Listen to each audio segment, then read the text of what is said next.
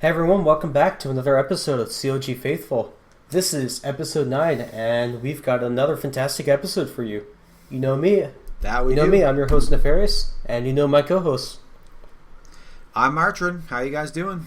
Alright, so first things first, League of Legends. There's no League of Legends this week, because playoffs are... What? Yep, we've got playoffs coming up next week, though.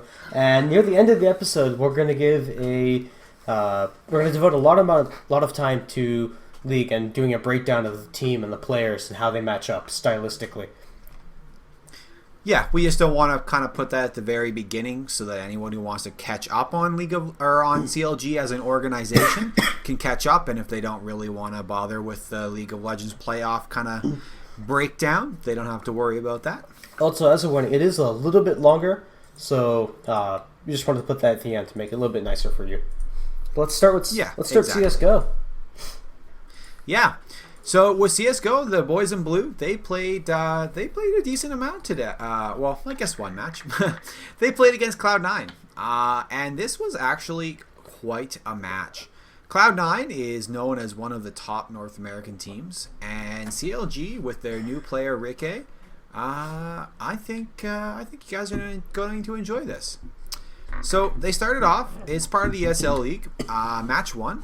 This was Cash. So there was a crazy opening round on this one. CLG in a post-plant run around in the smoke. So there's a smoke on the bomb in B site. They're running around. Stewie2K, who's a Cloud9 member, ends up with 2 knife kills. Like, he's just swinging his knife around. He kills 2 CLG players, but the best part is that even though he got those 2 kills, by the time he got them, the bomb exploded and CLG won the pistol round. That's hilarious. Yeah, so he got tons of cash out of it, and he ends up in round 2. So you don't see this very often in CSGO. Round 2, you pull an op out. Like, kind of ridiculous. Because of that, though, CLG did lose a lot of the next few rounds. However, they clawed back quite well, and it went 8-7 for Cloud9 after half. That's pretty good, considering how much money they gave to Stewie2K. CLG then won the second pistol round with a defuse to tie it up 8-8. That was pretty sweet. And from there, it was so back and forth. The game actually goes to overtime. Oh, damn. CLG won the first half of overtime, but Cloud9 ended up taking the second half and dominating it, ending up with the map 1 going to Cloud9 22-18. Then we move on to map 2, which was Mirage, definitely a map that CLG is known to be quite good on. They had a great pistol round to start, super clean, lots of headshots, Ricky, Cutler just lighting it up. And because in the second round, C9 had invested so heavily with upgraded pistols and armor, and then they lost, and it put CLG well up to the point where they went 6-1 before a tactical pause by Cloud9. But it clearly didn't help, because then CLG made it 9-2. C9 did get a few more back, but by the end of the half, it was 10-5 for CLG. After losing the initial pistol round, Ricky had some crazy pistol kills in an eco round. And that ended up making CLG go up 10-6. So CLG lost a few more rounds after that, but in the end, it's 15-9 and a great final round. They clean C9 up. Boom, take it. CLG wins Mirage 16-9. CLG won ones with Cloud9, who is, again, as we said, considered one of the top teams in North America. So tell me, is it not a best of 3? Why is it the best of 2? No, in CSGO, it is a best of 2 maps in the ESL League. It's not. I'm not really sure why they only want to do best of 2, so there's no clear winner. But it is based off of map wins. So going 1-1 is way better than going 0-2. Of course, you want to go 2-2 or 2-0 and get the most points out of it. But that's how they do it. It's kind of like soccer, I guess, or football to some of you Europeans if you're a European fan of CLG, which would be not uncommon, I guess. Quite a few of us, actually. But, yeah. So, it's kind of cool. All right, awesome. So, good job to the boys. And CLG.Red, the ladies also had games that they played as well. Tell me about them. Yeah, so they played in the Santa Ana Showdown at Esports Arena down in California. They participated in this. It was a pretty crazy event. There were a lot of teams that showed up for this. In group stages, they didn't even lose a single match. They went 3-0 to send themselves into the playoffs. Yeah, these are some great names of teams they beat. They beat Team WeFap, Team Warrior Invictus, and Team Gunners and Chuggers. All three of them. But against Warrior Invictus, it was a total comeback. By half, they were down 9-6. Their girls came back, though, in the second half of that round and won it 16-13 with a bomb plant explosion at the end to finish it off. It was like fireworks going off as they walk away from the explosion site, you know? Oh, nice. So how'd they do going forward, then? So they get out of that, and then out of the group stages, and then they go into the playoffs. They played against Phenom Z, who they took the game 2-1, which was great. They went 16-11 on cash. They lost in OT and Mirage, 17-19, and then they took it 16-10 on Overpass. So it was a great showing by them. However, after that, they faced off against a team called Swole Patrol. That's a great name. Who, unfortunately, they got beaten by 2-0, going 9-16 on cash, 8-16 on Overpass. That's in the semifinals, so you know what? It was a great showing by the girls. You know, I'm just really glad to be able to see them being played on stream as opposed to just the ESEA kind of you have to have a subscription to watch kind of thing.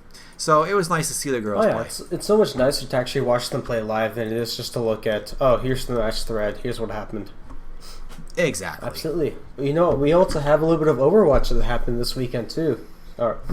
Yeah, quite a bit actually. Yeah. I was surprised when I was looking through it all.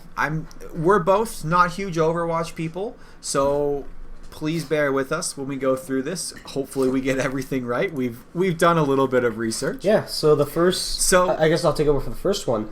It was the Overwatch Pittsburgh group stages, and the first set of games was against Luminosity Evil. I love the name. So CLG's Overwatch first match on the Overwatch Pittsburgh tournament. And in map 1, they were in Nepal, and they got the capture point, and they're trying to hold it. So the first 2 rounds go to Luminosity, in which round 1 was 98-100. And then round 2 was 60-100, but rounds 3 and 5 were all CLG. Map 1 eventually goes to CLG 3-2. Yeah, it's pretty sweet. Yeah, and then in map 2, they're on Hollywood with the cart push, and CLG makes it all the way to checkpoint 3, but they just can't quite finish it up to end the game. Unfortunately, LG makes it all the way back with 73 seconds remaining. So they take that. And Hanamura, that's map 3, and again, the cart push. So CLG, once again, they make it to checkpoint number 3, and Luminosity, again, they make it all the way back with 150 seconds remaining this time. So eventually they do win 2-1. But next match is up against Gale Force Esports, I should say. Yes. Tell me about that. So map 1 was Numbani. Both teams got 2 checkpoints. But holy crap was the final push distance close. So Gale Force Esports got to 66.83 meters, and CLG squeaked just past them with 71.03 meters. Map goes to CLG. Nice. And then for map 2, it was Volskaya Industries. Sorry, any Overwatch players. Gale Force Esports made it to checkpoint 3, but CLG made it all the way and had 81 seconds remaining. Map and match 2-0 CLG. Right, and then they move on to play against Selfless Gaming. Map 1 is Nepal, and they're trying to hold the capture point. So rounds 1 and 2 were pretty close, but ultimately they do go over to Selfless Gaming. But then CLG tries to turn around with round 3, in which they go 100-54. Now, looks like this was the turnabout that we needed, but ultimately Selfless ends up having a really good push, and they take round 4 with 45-100. Now, map 2 is in Hanamura, and CLG, again, we make it to 2 checkpoints, but we can't get it to the 3rd. And Selfless ultimately makes it with 312 seconds remaining. Yeah, that one was pretty brutal. So tell me about Complexity Gaming then, the 4th and final match. Yeah, they play Complexity Gaming. There's one more match after this. It happens on Monday or Tuesday, I believe. But this is the last one of the weekend. Just squeaked in time for our podcast recording. Map 1 was Numbani. Pushcart. Complexity only made it to one checkpoint. And then turns around. CLG makes it through all 3 checkpoints. 250 seconds remaining. I must say, quite the stomperino. And then map 2 was Hollywood. CLG just stomps. The remaining 230 seconds to go when they push the cart all away, like, they just stomped the living crap out of Complexity Gaming. So this puts CLG at a 2-2 record with 1 game remaining, currently sitting at 4th place with a map win-loss of 5-4. Really, right now, it looks like CLG is going to be able to make it into the next stage of this tournament, which will be pretty sweet because, I mean, CLG, I love them. Yeah, and it was a fantastic end to the weekend, so hopefully they can take that one last game. Yeah, absolutely. So in H1Z1 news, there wasn't a whole lot. The boys did release a Guess Who fun video. We'll put a link to that in the description of the YouTube video and all that stuff, so hopefully you can go check it out. It's pretty good. There's some great, like, kind of Guess Who, like the first one was Guess Who ended up having to dress up in high heels and a dress, and is a really great explanation. I don't want to spoil anything for you guys. It was pretty funny. Watch it. It's worth your time. It's great. All right, so that basically is everything that happened in CLG esports wise. So from this point on, we're going to bring it over to the league aspect of everything, and we're going to kind of break down the CLG versus FlyQuest matchup, because we did get 4th seed and FlyQuest is 5th seed. Phoenix 1 ended up getting 3rd seed. Dignitas got 6th seed, so they're also going to be playing the day before CLG. So assuming we beat FlyQuest, that means Phoenix 1 will face off. If a Phoenix 1 wins, then we face TSM. So we kind of don't want Phoenix 1 to win. But if Dignitas wins, we face Cloud9, who, in my opinion, is the ideal seed for us to play. But, you know, dynamic seeding could screw us over. CLG win. Hey, I mean, if we're going to beat Cloud9 White, we may as well beat Cloud9 Blue along the way. Right? Exactly.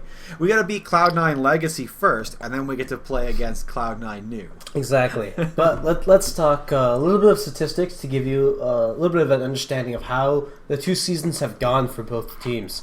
So, yeah. In terms of average game time, FlyQuest is actually the fastest team in the league when it comes to closing out games, with 35.3 minutes on average. And Counter Logic Gaming is a little bit more in the middle, leading with 37.5 minutes on average.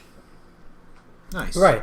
That's not too bad, but, you know, like that 35 to 40 minute mark, all champions get to their maximum power range. That's pretty good. Right, and it should really be noted that in terms of FlyQuest, with them being the lowest average time in the league, it really shows that either they win their games and they're fairly stompy, or they lose their games in a fairly stompy manner.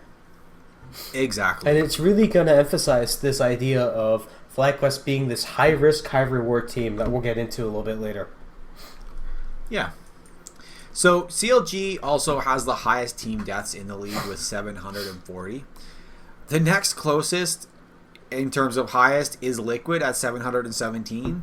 So there's that extra 23 deaths in there that we probably got from getting stomped really hard a couple of those matches. I mean, I think it's more than just a couple of deaths. I mean, we have this little thing which we've come to really say this is a COG thing. And Rengar! Rengar's one of them. I was leaning more towards the, oh hey, guess what, a dragon's coming up. Oh shit, it's before 20 minutes. Damn, I guess we're going to get aced. Man. Yeah. Oh well, it's been an up and down split. You know, the typical CLG heart attack mode. You know, we wouldn't be fans if we weren't up for a clown fiesta. Absolutely. Just gonna apologize in advance to everyone. I guess a little bit late. Still recovering from my illness, but in regards to the lowest the lowest goal difference at 15 minutes, with Liquid again, the last place team in NA, Liquid is at negative 1350. CLG is at negative 674, and that puts us at second for lowest goal difference. FlyQuest is usually up, on the other hand, with a positive 420 gold. Wow. So we basically are used to playing a little bit behind, which is pretty much what most people would expect from CLG to begin with anyway. Like, we always kind of have that hard early game, and then we kind of push up. We get a couple of items on our champions. We've maybe been down a little bit on some of the lanes, but then we put that team cohesion together and just kind of stomp. Right, but that's actually really interesting when you look at the first dragon and in general how COG plays their early games, because we usually have very strong early level 1s, level 2s, that strong early game to get a gold lead, and then somehow we throw it. You know, we reached... Yep, like you were saying, at first dragon. Right, we reached just a little bit too far, and we throw out first dragon. Now, in regards to first dragon, FlyQuest is actually ahead of us, and they seem to get around 56% of first dragons. CLG is a little 50-50 here, and either we get it, or we don't. And when we don't, it seems to be really disastrous for us. It definitely can be. But, I mean, then looking at further down the game, after those 4 drakes have spawned, or time has kind of elapsed, and Elder Drake comes up, we control Elder Drake 67% of the time, which is the highest in the league, whereas FlyQuest is sitting in 4th with 60%. So I have a feeling that these games, there's going to be a high, like, focus on once those dragons have all been killed and time has come up for the Elder Drake, there's going to be a high focus on that Elder Drake. Oh yeah, absolutely. Meanwhile, on the other side, poor Rift Herald, CLG doesn't even look at it. No. Well, I mean, at this point in the game, especially like putting it on your top laner, sure, it's great, but there's so many times where that top laner is getting that teleport and spending a lot of time with their team, where Rift Herald is essentially useless because it only works when you're not nearby other teammates. Which is ironic when we think of Darshan being the split pusher who wants to be alone in the solo lane. Exactly, but there's so many times where he's had to teleport in and not get that split push ability until way late game when Rift Herald is not even a thing anymore. True. I mean, in general, CLG has had 0 Rift Heralds to split, but teams just seem to ignore this altogether. Yeah. Interesting enough, FlyQuest does seem to pick up Rift Herald decent amount, but... So that might be something where we could have like Smithy kind of come around and show his smite skills with. Right. But I mean, in the end, Rift Herald doesn't matter too much, and even if you smite it, it's whoever picks it up. That's true. But moving on, Baron, that is the objective which some teams live or die by. Yup. Dignitas. Or more. Yeah, because we're sitting tied with FlyQuest right now, 56% of Barons. So it's clear, and we do have Papa Smithy to thank for a lot of those Baron steals, that, we are putting that focus on Baron and obtaining Baron at least over half the time.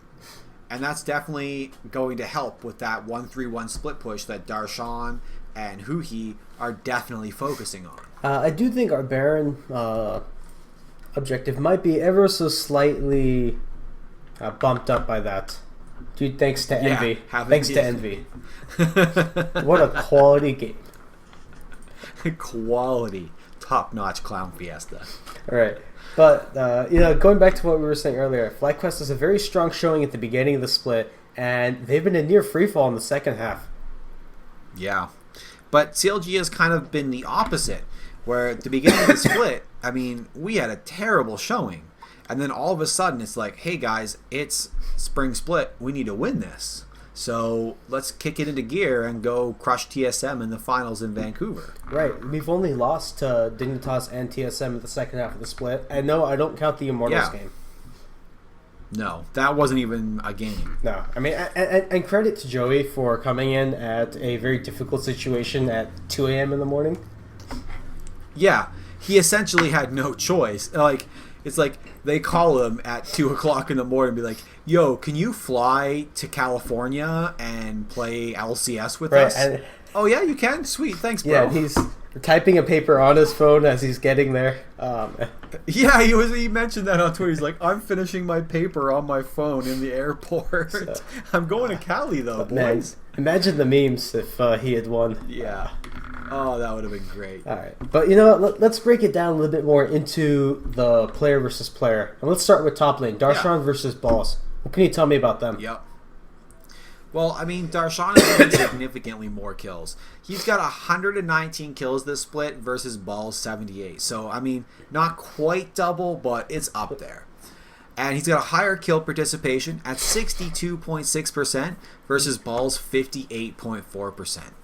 Darshan also gets 36% of first bloods versus 19% for Balls. So, right away, you can see that CLG is putting a lot more attention on that top lane, whereas FlyQuest isn't quite putting a lot of attention up for Balls, maybe meaning that he could be a weaker link. But Darshan does have the highest of all top laners for first blood. Right, and both do tend to get a little under-leveled and have some negative CS differential at 10 versus the rest of the league, so who knows what we'll really see there if they're both kind of low. But Darshan does get slightly higher gold percentage for the team at 21.6 versus Balls 20.6. Though of the top laners, Darshan is the Death King. Right. Now, we know Darshan to be this carry player, this split pusher, and the signature pick that really comes to mind is Fiora. Fiora. Of course. Yeah. But with the recent Bork buff, it also means champions such as Fizz is coming back into the meta. We've seen it a little bit in LCK, we've seen it in EU, and Darshan did play one game of it when Immortals was playing. So it may have gone over people's heads, but it could have, and you never know. I mean, with the Bork around, it could be that pocket pick Jax. It could be the pocket pick Jax, who knows? But it could be, who knows, right? I'd love to see it. I do think Fizz will be highly contested by CLG because I think it very much suits their playstyle. However, the split pushing carry champions are very feast or famine, and it forces both teams to really play around the top lane. You know, Balls is more likely to play tanks or possibly Rumble, which is a strong comfort pick. He did play Camille 3 times during the split. So and that Rumble pick is kind of like almost a hard counter to Fizz, just because of the amount of kind of damage over time he can deal to Fizz. True, although if Fizz gets ahead, man, Cancerfish is cancer. That's it. Yeah, that's exactly the feast or famine. If Balls can play a really safe Rumble game and just kind of punish Fizz for trying to farm, he's going to have it great as long as CLG doesn't give Darshan all the time and attention that he needs in that matchup. Right, so ultimately CLG will be forced to get Darshan ahead, or else Balls will either play that Rumble or play a tank and then TP in, and CLG will be overrun in the 4v5. But one thing to note is that Darshan has yet to play Camille this entire split. And it's not that he doesn't want to. I'm sure he would love to play Camille. But yeah, it's a very like Fiora kind of style. It's a very Darshan pick, you know? Yeah, but exactly. It has been banned either by CLG or their opponents almost every single time. Yep. So, another thing I do want to mention is that if Darshan is on a tank, such as Shen, it's still really important to get him ahead because he can apply a lot of pressure on the map through split pushing and then using the globals with either the ult or the TP and then running around the map and then helping the team that way. Exactly. And I mean, that's one of the kind of things that CLG will hopefully be focusing on is getting Darshan ahead. Balls is arguably FlyQuest's like best player at the moment. I would say it's a good tie between Balls and their jungler. I forget who it is. Moon. Yeah. They're both playing quite well right now. Balls probably a slight edge in consistency. And then Darshan was heavily criticized, especially early in the split, but we've seen it as the split has gone on. He's gotten very comfortable. He's not being forced to pick like Maokai, which clearly he's not a fan of playing. And it's really helpful to have these carries coming back so that he can become a crucial component of the 1-3-1 signature style of CLG. And Darshan is someone who CLG can live or die by. Absolutely. I mean, Darshan is one of CLG's win conditions. If we get Darshan ahead, it usually bodes good things for us. And if he falls behind, in general, CLG does tend to struggle. Yeah. And I mean, we can even see that at the beginning. Like, we've got 13 Maokai plays for Darshan, 7 Shen plays. A lot of those Maokai plays were in the early split. A lot of those Shen plays were in the later of the second half of the split. Yeah. And we see that. Like, when he gets to play a champion that can actually carry on top lane, like Shen or Poppy, and even Fiora, and that one game that was amazing with him on Gangplank against Envy, was just fantastic. Yeah, and then specifically against FlyQuest, he played the Maokai both times, or I can't remember if it was 2 or 3 times, but in the first best of 3, and then he played Shen and Poppy in the second one. And we crushed them in the second. Absolutely. And we did get wrecked in the first one, to give credit to FlyQuest. But Balls, on the other hand, we can see he's played 11 Nautilus games, 10 Maokai games, 7 Rumble games, 5 Shen, 3 Camille, 3 Poppy. So definite emphasis on the tank play and being that frontliner for the team, with the occasional Rumble pickup, it being a very comfortable pick. Yep. And exactly it. Like, all that big tank, Balls loves it. And then, when he doesn't get one of those, he picks Rumble. Yeah, and to be noted, he did play Nautilus against us in the first best of 3. He played Rumble Camille against us in the second. Yeah, exactly. And so you can see that with putting him on that carry and getting Darshan on things like Shen and Poppy, it's fantastic. Absolutely. So top lane, I think, will definitely be something to keep a watch out for during this playoff series. And I think it is in favor of Darshan, but a large emphasis of it will also come down to the jungle matchup. Exactly. And it's going to be who's going to make it top lane first, Xmithie or Moon? Well, speaking of the two, tell me about them. Yeah. Xmithie holds the second highest deaths in League at 164. Moon's only got 105. So both are involved in near equal amounts of first blood, as you would expect from the junglers. 42% on Moon, 41% on Xmithie. Those are really close numbers. Fairly similar stats for the most part for things such as team damage and gold share, but Xmithie is behind in everything except for gold, or in everything in gold, CS, and EXP at 15 minutes. Yeah, and you mentioned that Xmithie's second highest number of deaths in the league. That is behind a Team Liquid player. So it really goes to show that there's just no sugarcoating it. Xmithie has had a horrendous split. His inability to play Kha'Zix and Rengar at the very high levels, such as Dardoch and Acadian, and the other, traditionally more carry-oriented junglers, was very apparent. Absolutely. But, it was. The meta... Especially in that first half. The meta has been shifting, though, as we got away from the carry jungle and the lethality meta. We've seen more and more Gragas and Graves and, Lee Sin, Olaf, Elise. Those have been coming out, and it's really helped in Xmithie's performance overall, but we can see there's still some issues with his decision-making. Yeah. Sometimes it's like, he's making those amazing clutch Baron steals. Sometimes he's going ham on the entire enemy team, and no one's there to back him up. So, I mean, if you look at it, Moon started off the split with some great synergy and high. The two of them frequently roamed the map. It's something that Xmithie maybe wasn't doing as much. He was more focusing on that top lane or farming. And they were making some great plays. Decent carry jungler player with that Pocket Eve pick. He was benefiting greatly from having High on the team doing the shot calling. Who wouldn't, though? Exactly. High isn't a great shot caller. Moon getting help with FlyQuest earn advantages, crucial to FlyQuest success, especially as they help patch up the deficits in his poor laning. However, he has fallen quite far from what he was doing at the beginning of the split.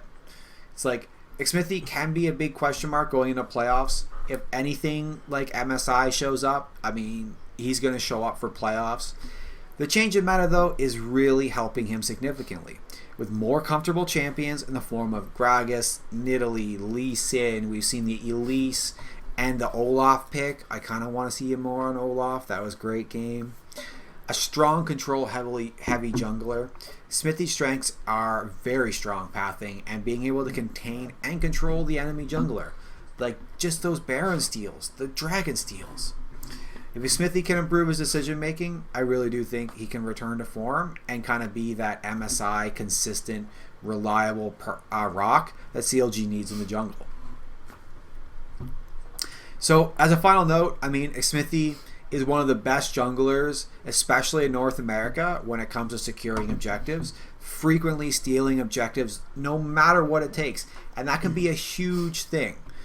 Basically, like, if you can take that Baron from them or that Elder Drake and you die for it, but the rest of your team isn't dead, that's amazing. And if you want to see something really cool, we'll also put another link. There's a compilation video by a user on Reddit, Burger and Beer.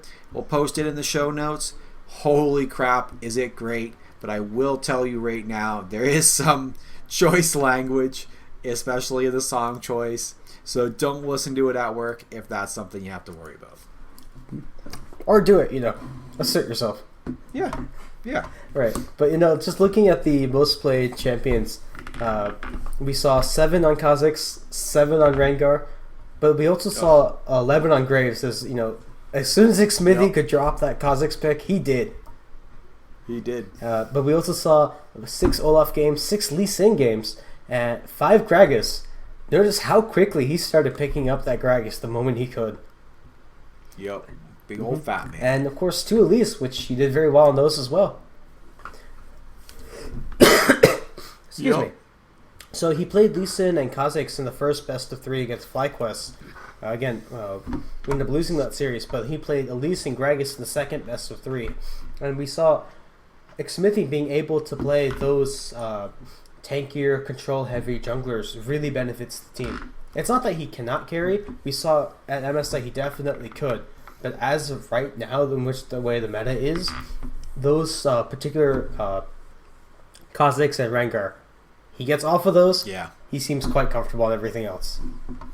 Exactly. When he doesn't have to play the carry that Darshan wants to play, kind of when they can swap roles, it's fantastic for us. Right. But what does Moon play at this split? Yeah, I mean, Moon's played the Rengar. He's played the Kha'Zix. He's played Graves. He's played 6 games as Eve. He's like one of the only people who's playing Eve right now. But he's playing those carry junglers. He's got 2 games on Shaco of all things. So it's one of those things where if we can get Smithy on his control jungler so he can get in and really screw with Moon in the jungle, I think that's going to be super beneficial for us. Right. Well, moving on then to Huhi versus Hai. This is a really interesting matchup because when you think Huhi and Hai, the first thing that comes to you isn't strong laning, it's roaming. It's moving around the map. They're actually very similar players. Yeah, really similar kills, deaths, assists, kill participation, CS per minute, and gold percentage. They both also have a really large champion pool, which can be super useful when you don't have to worry about that guy getting banned out. But at the same time, it's having Hai be that big of a champion pool means that it's harder for us to ban out against Hai. Right. I mean, coming to the split, his champion pool was really criticized, but he seemed to have this nearly endless bag of tricks. And he pulled out at least 12 champions throughout the split. 12? Holy crap. Right, and here's the thing, though. He found his greatest success early on the split with Corki and Zed, and he seems to have picked up Jace in the second half to supplement it. But, I mean, we saw that FlyQuest in the second half was in a total free Absolutely. fall. I think they won, like, 1 game or 1 match after the second half. Like, it was I want to say it was at least... Hold on. Was it 2? No, it was more than that, because they beat Liquid, they beat Echo Fox. That's true. And... Okay. They beat Envy. Just the amount of times I actually paid attention to FlyQuest. Ooh, the burns. Right. So... I mean, Huhi is definitely one of CLG's best improved players this split. A legitimate carry player on Assassin Champions and boasting that pocket Aurelion Soul. I love to watch him play that. Yeah, when he pulls that out, it is fantastic. But it's one of those things that other people, the other teams, they have to ban that out. They've seen what happens when he pulls that out. And he's only lost one game on Aurelion Soul this split. Yeah, exactly. So it's basically, it's ban it or not. So while it's hard to ban against large champion pools, when there is that one champion in that pool that you have to ban because they are just too good on it, like Faker's LeBlanc, you have to ban it, and that's a draw ban just by having that guy around. It's actually hilarious because one of the champions with the highest win rate this split is Aurelion Soul, and the only person to play is Huhi. Exactly, it's perfect. So, I mean, Huhi is the second component of the signature 1-3-1. Getting him on champions like Orianna, where he can go down and he can push so hard through waves while Darshan is top on that Shen or Fiora split pushing. It's amazing. He's got all that flexibility. His champions are favored with all the mobility. Aurelion Soul, Echo, Talon lets him get anywhere. Orianna lets him speed the whole team up or act as that ball in part of the ball delivery system.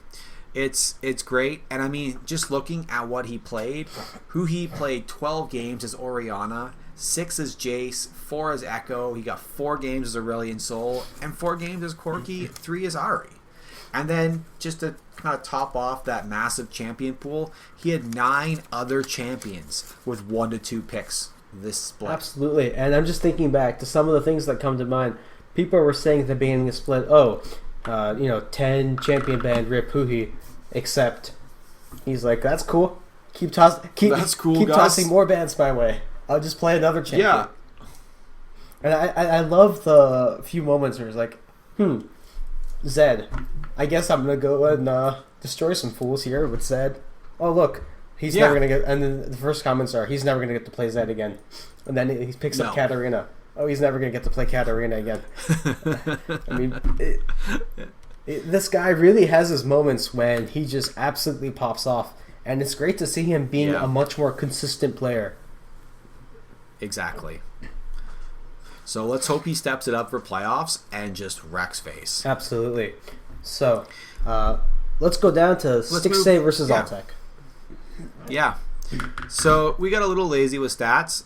It's kind of getting late. It's 9 o'clock here, and it's like midnight. At Nefarious's place. So we're gonna kind of cut it down a little bit. I mean, it's CLG's bot lane next. It's Stixxay and Altec, Afro, Lemon Nation. All right. I mean, so let me tell you about Stixxay.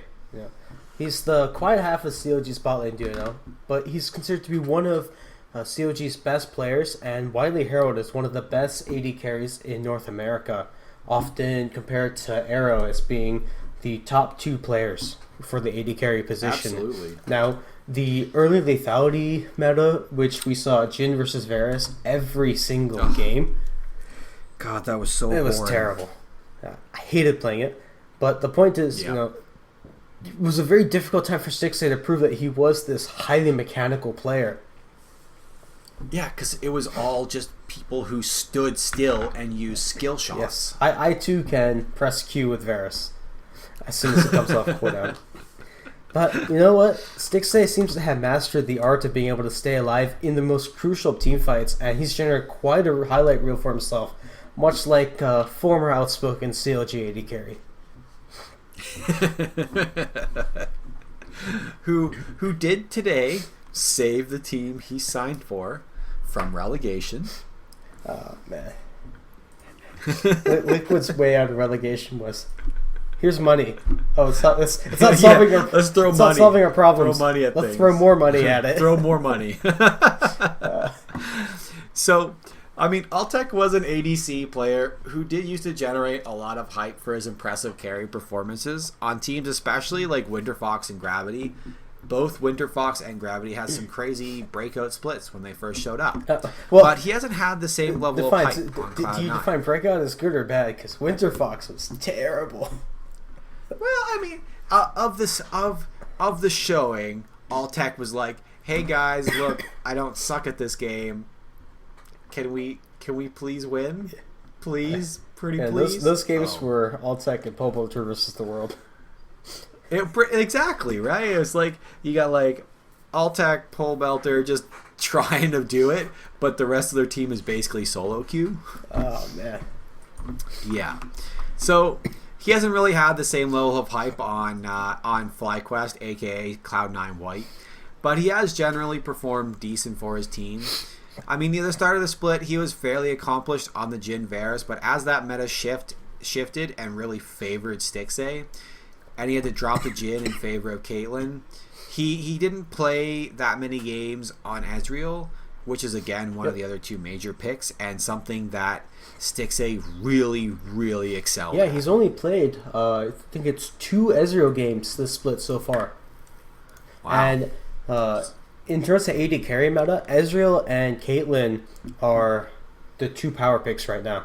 So, absolutely. Just going back, Stixxay is one of COG's win conditions. He's an extremely reliable team fighter come late game, and as we continue to see him on his signature champions, which just so happen to be the 2 meta power picks of Caitlyn and Ezreal. For us. Absolutely.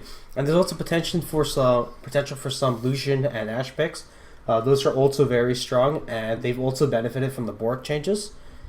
So we can see, again, Stixxay is a very consistent player throughout the game, generally fairly strong laning, and of course we know him to be an absolute beast when it comes to late game.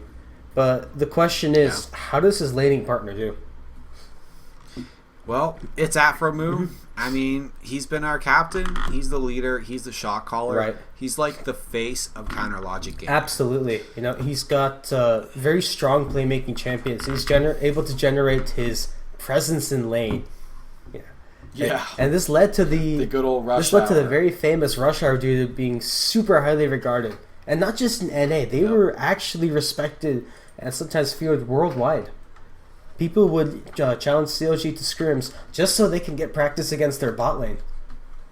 Forget the rest of the map. We just want to practice bot lane. Yeah. I mean, I was such a huge fan of annual shallow Black Widow Spider. Of course. But in his prime though, during the 2016 MSI, Afromoo was called the most valuable player in North America. He was. Now, unfortunately, he seems to be stuck in a rut, and he's looked kind of questionable since then. Yeah, he's definitely made some really weird decisions. And I think the lethality meta, with him struggling a little bit with it and Stixxay struggling a little bit with it, trying to kind of bring those unconventional and non-play making supports like Misfortune, Zyra, and Malzahar, they're just not his style. But as it kind of like changed the meta up a little bit, and he gets to go back on those comfort picks. You got Nami, you got Soraka, you got Lulu, his amazing Thresh plays. But in a twist of irony, as Afromoo is the face of CLG, so too is he the personification of CLG and having those up and down heart attack moments.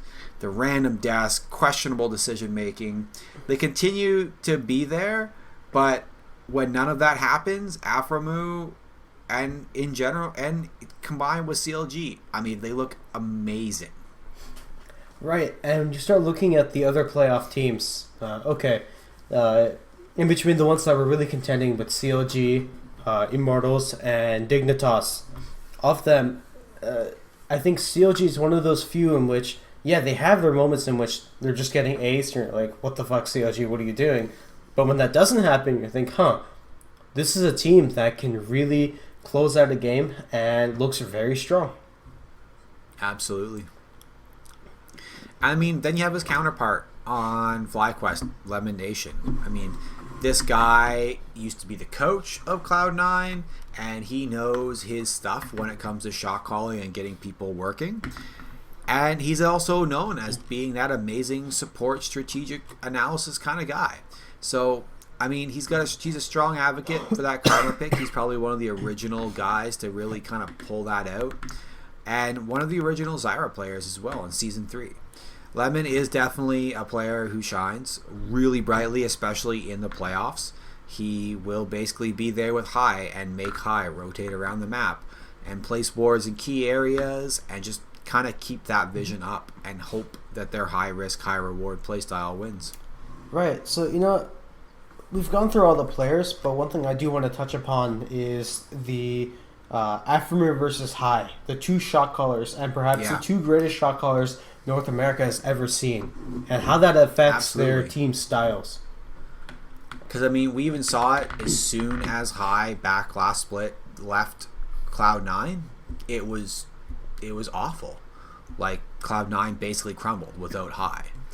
And I have a feeling that that would happen to us as well if Aframu were to leave CLG. So, I mean, these guys are just amazing. FlyQuest benefited so greatly from that lethality and tank meta to let Balls just play as high CC engaged tanks. All Tech to be able to play those long-range poke champions, like we were saying. Lemon Nation, you get to play as comfort picks in Zyra and Malzahar. That strong synergy between High and Moon even further contributed to their early victories, as teams were like super slow to catch on FlyQuest's high-risk, high-reward style. As the split progressed and kind of people realized what was really going on, and they were a lot quicker to be able to adapt to FlyQuest's aggression, I think FlyQuest is a team that kind of thrives in the chaos of quick and numerous skirmishes, as they benefit greatly from that high risk,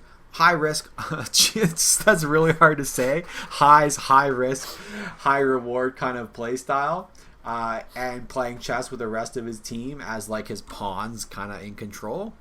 I think FlyQuest will fly high or die. Absolutely. Wow, that... You like that? Like the little thing I threw in there? I like that. That's good. We have a little script that we kind of, use for talking points, and he threw that in there, and I didn't see it. Fly high or die. Thank you. Yeah. But let's talk the team that we know, love, and is basically a pre-existing condition when it comes to heart attacks. Yeah. I was asked if I needed to go to the hospital after that CLG Envy game to end the split. Yep. My fiance was like, "Would you like to go to the hospital?" That was pretty heart attack inducing. Yeah. It's like, that was. And don't worry, I mean, if you're a CLG fan, you've got your permanents set up. You've got a room with your name on it. Yep. All right. Black walls to go sit in and cry. Or cheer. Or both. Yeah. Like that Envy game. You don't know what I'm going to do.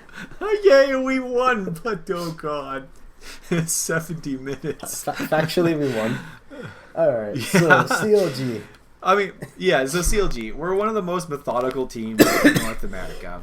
I mean, excuse me. CLG as a team, we're known for our strong macro play and really good at rotations. Absolutely. We were really slow to adapt to meta, and if we're given a good amount of time to master it, we really show what we can do.